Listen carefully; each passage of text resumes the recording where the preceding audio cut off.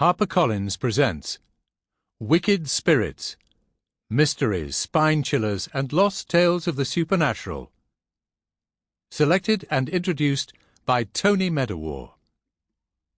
Read by Philip Bretherton and Sherry Baines. Introduction. Yesterday upon the stair I met a man who wasn't there.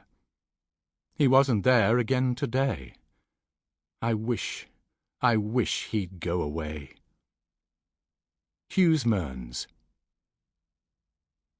Do you believe in ghosts? No more do I. And yet, we all know someone who claims to have seen or heard something they could not explain.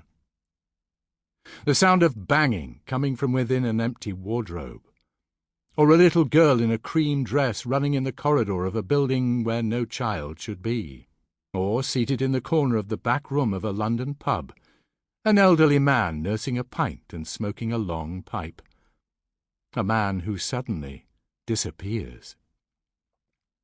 So, while I believe there's no such thing as ghosts, I also believe I might be wrong. In this volume of previously uncollected and unpublished tales, you will encounter a variety of spirits and other supernatural beings. Presented here in chronological order, some of the stories may make you smile, and at least one will make you shiver. But in a few you will not find anything supernatural at all. After all, it would rather give away the game if you could always be certain of the outcome.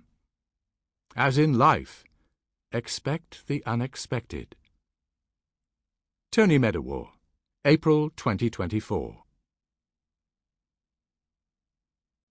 The Lonely Hampshire Cottage, by Arthur Conan Doyle.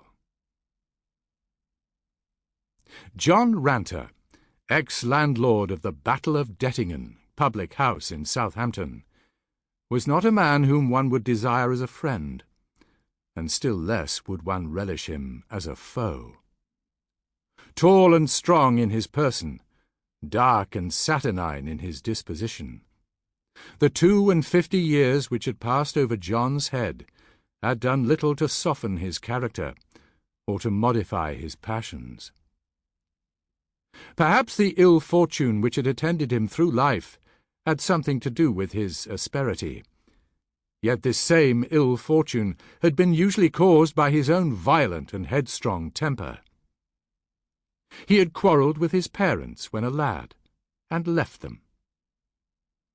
After working his way up in the world to some extent, he had fallen in love with a pretty face, and mated himself to a timid, characterless woman who was a drag rather than a help to him. The fruit of this union had been a single son, but John Ranter beat the lad savagely for some trivial offence, and he had fled away to sea as a cabin boy, and was reported to have been drowned in the great wreck of the Queen of the West. From that time the publican went rapidly downhill. He offended his customers by his morose and sullen temper, and they ceased to frequent the Battle of Dettingen, until at last he was compelled to dispose of the business. With the scanty proceeds he purchased a small house upon the Portsmouth and Southampton road, about 3 miles from the latter town, and settled down with his wife to a gloomy and misanthropic existence.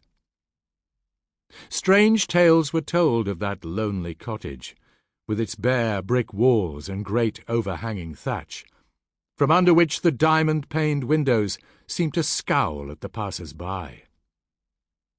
Wagoners at roadside inns talked of the dark-faced, grizzly-haired man who lounged all day in the little garden which adjoined the road, and of the pale, patient face which peered out at them sometimes through the half-open door.